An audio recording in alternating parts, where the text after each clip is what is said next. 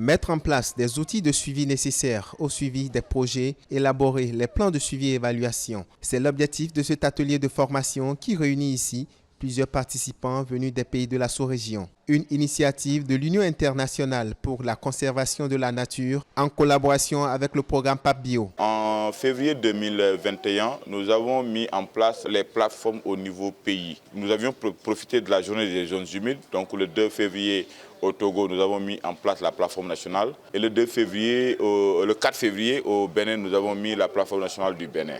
Cette formation que nous commençons aujourd'hui a été une demande forte des membres des plateformes pour les outiller en suivi, évaluation et en capitalisation. Donc c'est fort de cette recommandation qu'aujourd'hui, on a voulu venir aider les membres de ces plateformes à renforcer leur capacité en suivi, évaluation et en capitalisation des expériences pour leur permettre non seulement de suivre les activités de la plateforme, de suivre les activités mises en œuvre par l'UICN et par le projet PAP-Bio, c'est un mangrove globalement, mais aussi de nous aider dans le suivi des activités, des projets que nous avons subventionnés dans la zone. Pour rappel, nous avons 7 projets dans le monovolta, donc le paysage du monovolta qui est composé du Togo, du Bénin et du Ghana.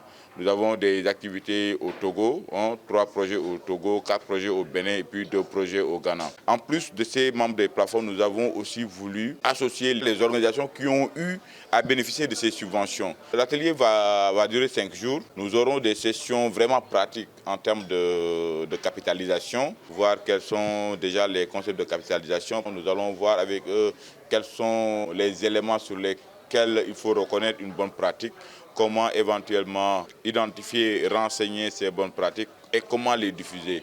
Et après ces travaux-là, nous allons avoir des aspects de suivi et évaluation que nous allons voir avec eux et surtout focus sur les indicateurs de performance du projet, ce qui va nous permettre non seulement, nous, à notre niveau, d'avoir des projets, des informations émanant des projets que nous avons subventionnés, mais ces projets-là, les résultats de ces projets-là vont entrer dans un cadre plus global, donc un cadre de résultats du programme, du projet PAP-Bio généralement. Au thème du présent atelier qui va durer plusieurs jours, les organisateurs espèrent de bons rendements des participants. À la fin de cet atelier, nous espérons que déjà les participants auront en tout cas pris conscience de l'importance de la capitalisation et de l'évaluation sur les projets, parce qu'on a beau donner des subventions, on a déjà donné 29 subventions, on va encore en donner dans